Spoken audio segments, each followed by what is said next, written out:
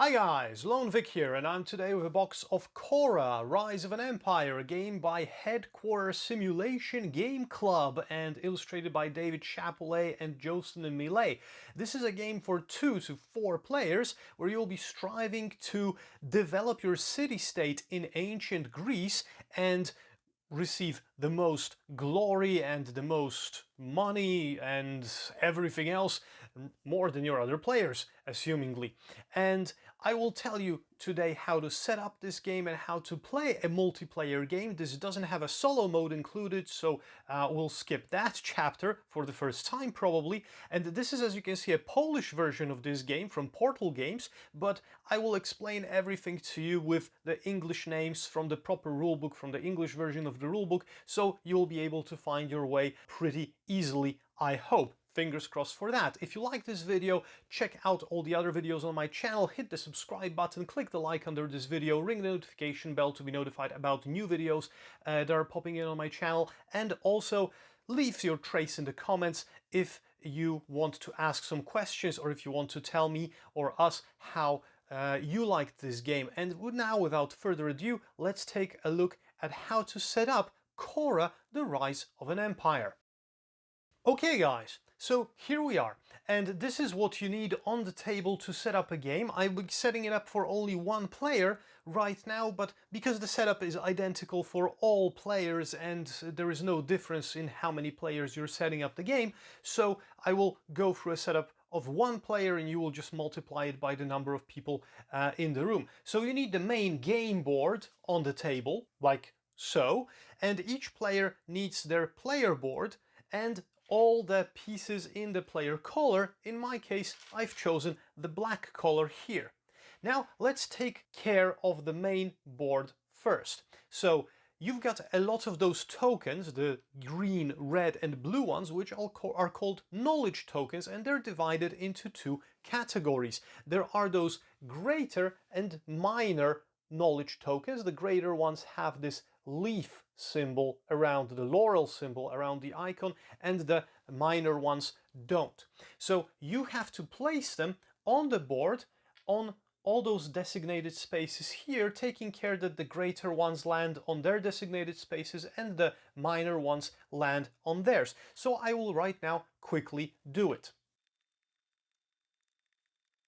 Okay, now after you're done with this, you should be left with only minor knowledge tokens in this pool here, and this can be set somewhere around so that all players have easy access to this pool, but because you'll be gathering those minor knowledge tokens during the game, so put them somewhere in easy reach. I will take them off camera somewhere right now. Another thing that has to be in easy reach of all the players are the drachma tokens, which are the currency in the game, and the philosophy tokens, which you have to also put in neat piles somewhere in easy reach of every player. Now, each player has some markers corresponding to these tracks here. Those are citizens, taxes, glory, and soldiers. So once you locate the correct symbol, place the citizen marker on the third space of the citizen track, and the rest of the markers, so the tax marker and the soldiers marker and also the glory marker, on the 0 level of those tracks, and place the victory point marker, this is the symbol for the victory points, on the 0 space in the top left corner of the game board. So this concludes the setup of the main board. Now let's take a look at the player board.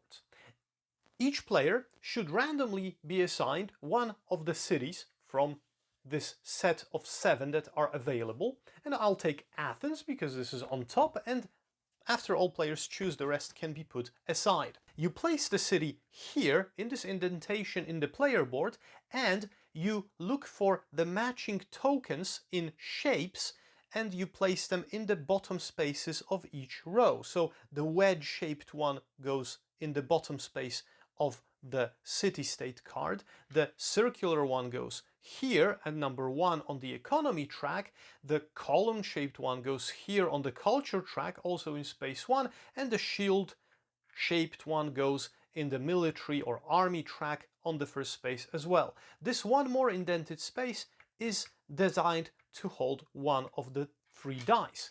The rest of the tokens, so the 90 victory point token, the achievement tokens and the 2 dice should be somewhere near the player so that they can use them at will.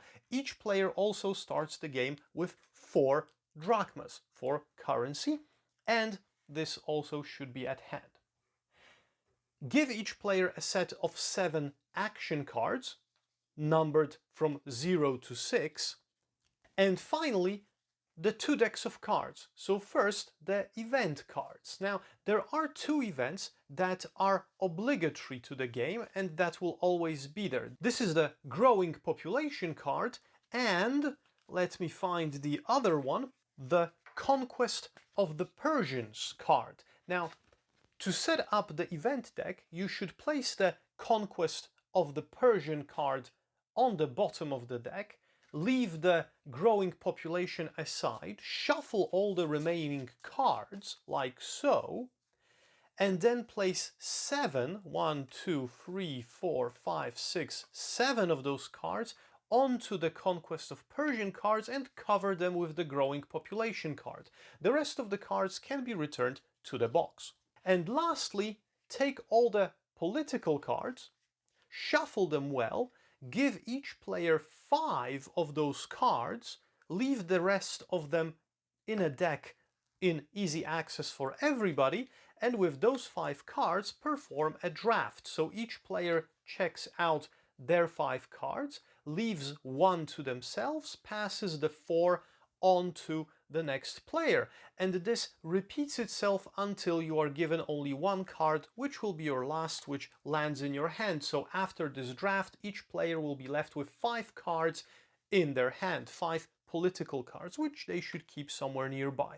And this is the entire setup for Khora. Before the game starts, each player should look at their bottom advancement on their city-state card and perform it. Those advancements can be different. For example, Athens says that in the beginning of the game I should get 3 philosophy tokens, which I will get right now. Some of them might be related to advancements on certain tracks, like for example the soldiers or the glory or the taxes.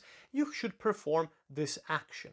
During the game, you will see those icons with lightnings, infinity symbols and victory point symbols, and those also on these political cards refer to instant actions or passive permanent actions that are ongoing for the rest of the game, or effects that will score you points at the end of the game. And we'll get back to that later on. Now let's learn how to play the game.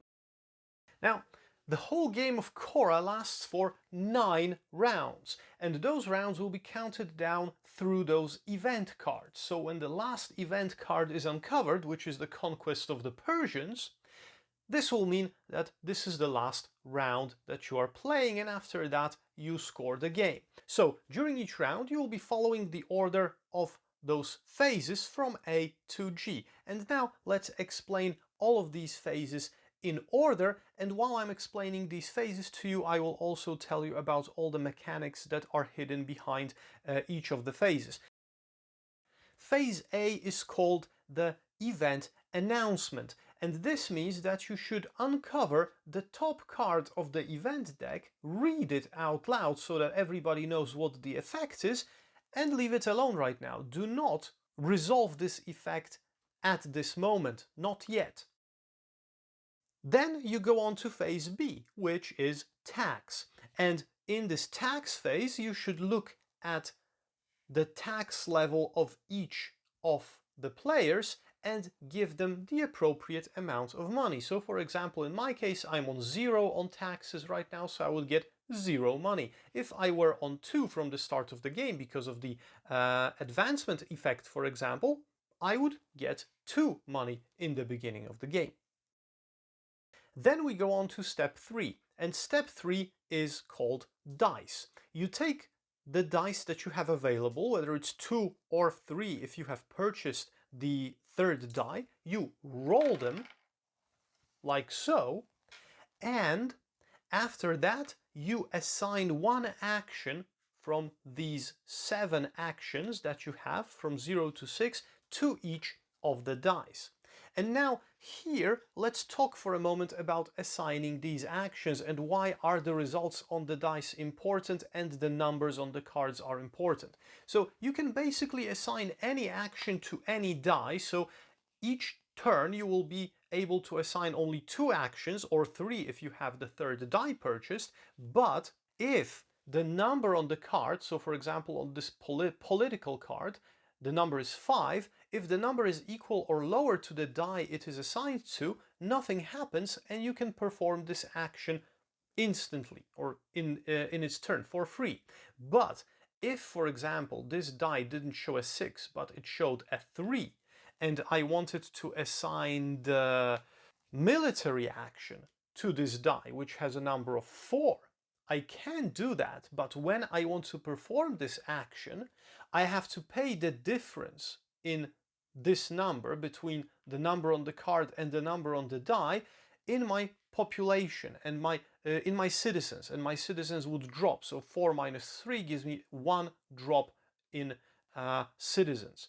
Now, sometimes it might happen that you cannot pay this difference between the cost of the card and the die because your population is, your citizen level is too low.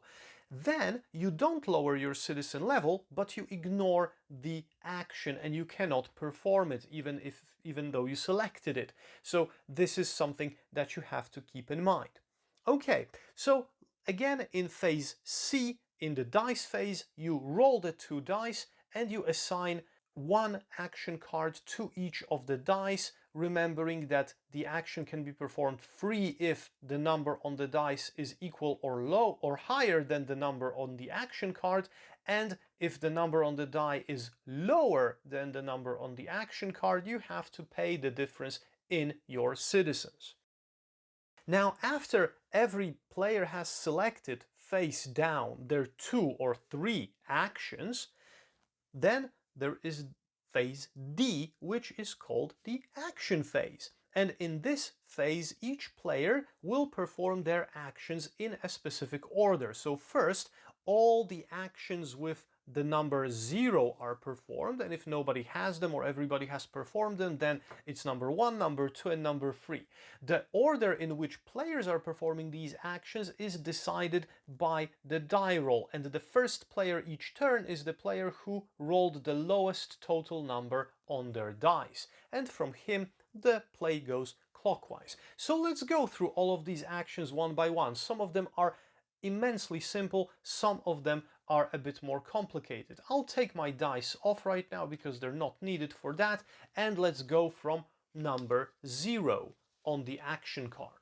So action number 0 is called philosophy, and this only means that you gain 1 philosophy token, and there is no limit on how many philosophy tokens you can have, and you can spend them on a few different things. So this is action 0. And since we're talking about philosophy tokens, I'll tell you automatically that here on the bottom of the player board you have 3 reminders of what you can spend those philosophy tokens on. And the first time you have an opportunity to spend philosophy tokens is in phase C, so the die rolling phase, where you can spend 1 philosophy token to increase your citizen level by 3. And you can do this as many times as you want.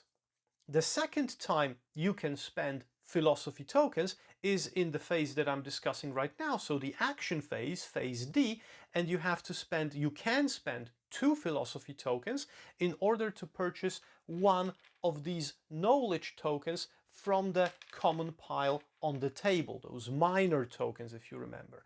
And the third effect is happening in phase E, and I will get to that later on. Okay, so action 0 is pretty clear, you only get 1 philosophy token, and let's go to action number 1, which is legislation. Now, legislation, if it's chosen, it gives you 3 citizens, so you increase your track by 3. This enables you also to, for example, cross the threshold of 15 temporarily, if that happens, and you can spend those citizens above 15 to pay for the differences between action cards and dice, for example, but once the turn ends and you're still above 15, your number of citizens has to drop to 15. And after you increase your citizen number, you draw 2 political cards from the top of the deck, you add one to your hand and you discard the other one to the bottom of the deck. And this is the legislation action. Now, the next action is number 2, which is the culture action. And this action means that you gain victory points equal to your level on the culture track. So if my level on the culture track were 4, I would get 4 victory points. And that's it. A very short action. Next is the action with number 3, and it's called trade. So in this action, you gain 1 more drachma than your economy level. So in my case, economy is on 1, so I would get 2 drachmas, and then you have the right to purchase 1 and only 1 of these minor knowledge tokens for 5 drachmas. And this concludes the trade action. Now, the military action has number 4 in it, and the military action is a bit longer, but only slightly. So, first, you gain soldiers in the amount equal to the level of your military track. So, for example, if my shield token was on the 3rd level, I would gain 1, 2, 3 soldiers. And again, as with citizens, if it happens so that you exceed this number, you are able to do it temporarily, but at the end of the turn, if you are still exceeding the number, you will have to drop to 15. So let's say that I've now increased up to 3. And after you do this, you can do one exploration action or exploring action. And exploring refers to these knowledge tokens, minor and major ones here. So what happens is that you can choose any territory to explore which has this number next to those 2 crossed swords equal to or lower your soldier count right now. So I have 3 soldiers, I would be able to choose this terrain with 2. Here I've got a 3, 2, 3, 2, 3, 3, 2, 4, no, 3, 3, 2, and basically that's it. After you decide which terrain do you want to explore, you collect that knowledge token and you add it to your pool, and remember that you have it. You reduce your number of soldiers by the number next to the skull icon. So in this case, this was for 2 soldiers and 2 of them die. So I would reduce 2 and you'd receive the reward printed below. So it's either drachmas or drachmas and victory points or only victory points. In my case, I would receive 1 drachma. Now, if you explore Persepolis, which has a total soldier count of 15 and also 15 deaths, you collect all those 3 tokens. And each area can be explored only once, so if there is no token here, you can't do it again. And after you perform 1 exploration, thanks to this action, the military action ends. Okay, the next 5th action is called politics. Or sorry, it's the 6th action, but it has number 5 on it. And this enables you to play 1 political card from your hand. And now let's talk about those political cards. We have 3 colors of political cards. Yellows, which are instant one-time effects. Purple, which are ongoing effects, which you place in front of you in display. And also the red ones, which you also display in front of you when you play them, but they score you points at the end of the game and they don't have any effect during the game. Now, some cards can be played for free, but some cards, or the majority of cards, have some requirements here at the top. So for example, this red card for gaining victory points at the end of the game doesn't have a requirement here, which would be a cost requirement, but it has a requirement of knowledge tokens that you have to have in your pool in order to be able to play this card. It doesn't matter whether the tokens are major or minor knowledge tokens, but you have to have the combination here. So for example, I would need 2 blue to play this card, or 1 blue to play this card, or 1 red and 1 green to play this card, or for example 1 blue to play this card. Some cards can have also a cost in drachmae to pay when you are playing the card, and some can have, as you can see, both. So if you place the politics card and you want to play one of the cards, you have to be able to pay the money cost, and you have to have the knowledge requirement if applicable, and you can play the card, introduce its effect if it's an instant card, or remember about the effect and place it on display if it's a purple or a red card. And that's it for the politics action. And the last one is called development. And the development action enables you to move this wedge marker to the next development in your city and introduce its effects. Those effects can be one-time effects, like with the yellow cards, so you do them one time and that's it. They can be also passive ongoing effects, which happen throughout the game, or they can give you some scoring conditions for the end of the game. But as with political cards, you have to have those requirements and sometimes also drachmae costs fulfilled in order to be able to advance. So if, for example, I don't have a green and red knowledge token right now, I'm missing a green one, if I did this development action, I wouldn't be able to advance, so this would be a wasted action for me. Okay, and this is the end of phase D, which is called action phase. The next phase is phase E, which is called progress. And during this phase, you can, I will return this marker to the first space, you select one of these 3 tracks and you can pay the cost printed inside the area. So for example, 2 or 1 or 2 or higher costs to advance by 1 space in that area. So I could pay, for example, 2 drachmae and advance here on the military track.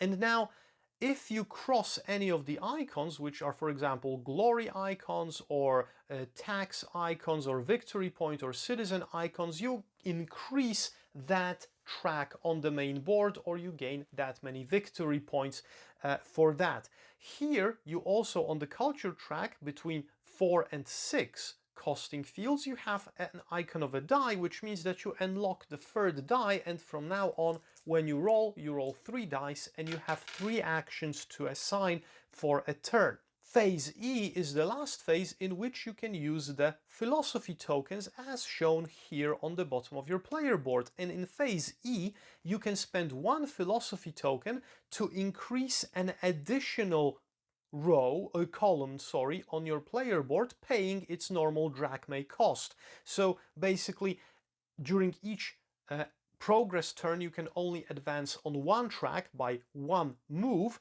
but if you pay a philosophy token, you can advance on the same track for another area or on a different track, depending on how much money you have. And then we have phase F, which is the event resolution. And this is the turn in which this card will be resolved. Now, there are 2 things to remember here. One is that the growing population card is the only card which is resolved during phase C, because it's explicitly said in the text of the card. But all the other cards that you have in this deck, including the last card, Conquering of the Persians, is resolved in phase F. So sometimes it can happen so that the effect of the card will be very similar to, for example, the progress phase, or something that can happen easily in the action phase as well. But remember this turn order. You ignore this card until you get to phase F. And in phase F, you do whatever is written here, no matter what happened in the previous turns. You play all the previous phases as usual. So this is important to remember, and growing population is resolved in phase C. Okay, and after you resolve the card and you discard it, you go to the last phase, which is phase G, which is the achievement phase. And each player has 5 achievement tokens. And if during this turn any player has fulfilled any of the 5 achievements, they can put their marker onto this achievement. And let's talk about those achievements for a moment. So the first player to collect 10 victory points can grab the achievement. The first player to have 12 population, which is marked here with this shield icon, right? And here we've got this shield icon on the 10 here. The first player to have 6 soldiers, the first player to have 4th level of economy, and the first player who has 3 political cards displayed in front of him. So this refers only to the purple and the red political cards. The yellow ones have no say in this achievement. So when a player collects an achievement, they place their token on this achievement and they can collect one of these 2 rewards, either 1 glory or 1 tax increase on the respective track.